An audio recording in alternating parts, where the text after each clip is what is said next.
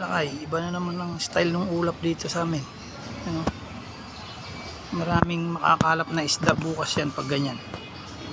Yan ang palatandaan na ang isda nandito lang sa gilid-gilid.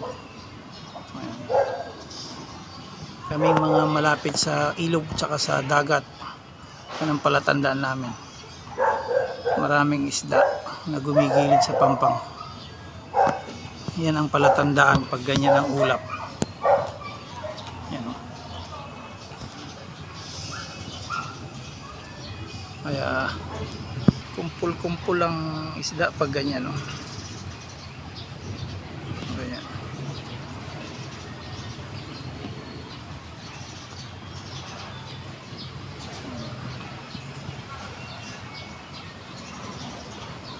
Ayan.